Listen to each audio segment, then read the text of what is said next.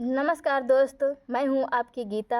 आज बहुत प्यारा है, मैं दुल्हन उतराई गीत लेकर आई हूं। सुनिए और बताइए कमेंट बॉक्स में दुल्हन उतारते समय का ये हमारा गीत कैसे लगा। चलिए हम आपको देर न करते हुए गीत पर ले चलते हैं। ससुराल में आते हैं तो थोड़ा पर्दा करना पड़ता है ना, इतना जितना घूंघट करना पड़ता है उसके लिए तो दीदी के जैसा। चलिए फिर इसी प्रकार गीत हो जाए। आ गई लो साजन के द्वार हो, भाभी घूंघटा गिरा लाया। गई लो साजन के द्वार हो, भाभी घूंघटा गिरा ला। अगल बगल तोहरे ससुर खड़े हैं, अगल बगल तोहरे ससुर खड़े हैं। बिचवा में सासू तोहारी हो, भाभी घूंघटा गिराला। बिचवा में सासू तोहार हो, भाभी घूंघटा गिराला।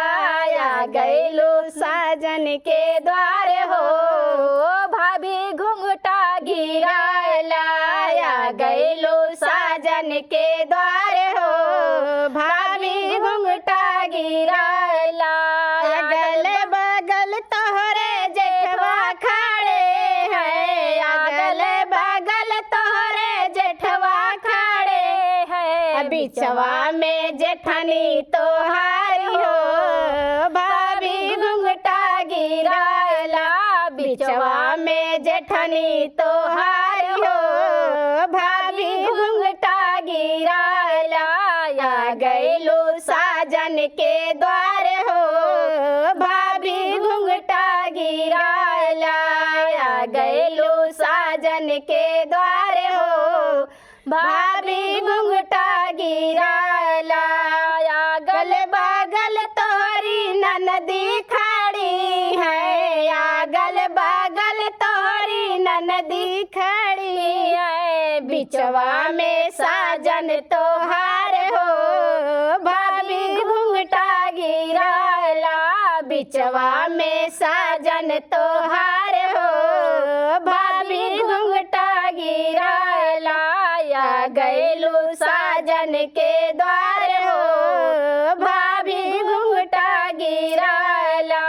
आ गईलो साजन के द्वार हो, भाभी घूंघटा गिराला। अगल बगल तोहरे देवरा खड़े हैं, अगल बगल छोटे देवरा खड़े हैं। बिचवा में गोतिन तोहारी हो, भाभी घूंघटा गिराला। बिचवा में गोतिन तोहार हो, भाभी घूंघटा गिराला। आ गईलो साजन के द्वार हो, भाभी घूंघटा गिराला। आ गईलो साजन के द्वार हो, भाभी घूंघटा गिराला। अगल बगल तोहरी सखिया खड़ी है, अगल बगल तोहरी सखिया खड़ी है। बिचवा में गौआ के लोग हो, भाभी घूंघटा गिराला। बिचवा में गौआ के लोग हो, भाभी घूंघटा गिराला।